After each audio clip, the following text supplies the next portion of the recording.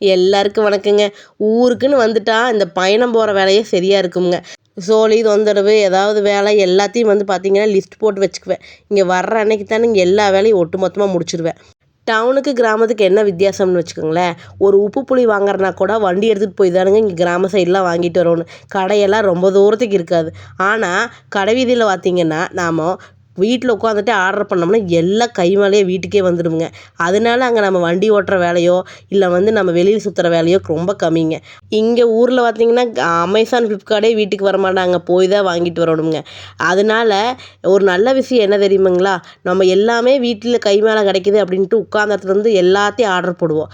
ஆனால் இங்கே வந்து கிடைக்காதனால ஆர்டர் போடுறது கம்மியாகுங்க. அதனால் தேவையில்லாதது வாங்க மாட்டோம். தேவை எதுவோ அதை மட்டும்தானுங்க வாங்குவோம். எல்லாமே இருந்த இடத்துலேருந்து வாங்க முடியும் அப்படிங்கிறது எந்த அளவு ப்ளஸ்ஸோ அதில் மைனஸும் இருக்குதுங்க. உட்கார்ந்த இடத்துலேருந்து எல்லாம் வரதுனால நாம் வெளியே போகாமல் ஒரு வகையாக சோம்பேறியும் ஆகிறோம். அதே சமயம் செலவு கணக்கு பார்க்காம அதிகமாக செலவும் பண்ணுறோம். எல்லா வேலையும் இன்றைக்கி இருக்கிற வேலையெல்லாம் எந்நேரம்னாலும் முடிச்சு போட்டு போயிடணும்னு சொல்லி போட்டு எல்லா ஆஃபீஸ்க்கு ஓடிட்டு இருந்தேனுங்க. ஏன்னா 5 மணிக்கு மேலே எல்லா ஆஃபீஸ் வந்து இருக்க மாட்டாங்க. சரி அதுக்குள்ளே எல்லாம் ஓடிடலான்னு சொல்லி போட்டு எல்லா வேலையும் முடிச்சு போட்டு அப்படியே வந்து பார்த்திங்கன்னா கொஞ்சம் விதை வாங்கலாம் அப்படின்னு சொல்லி போட்டு தானுங்க உரக்கடை வந்தேன்.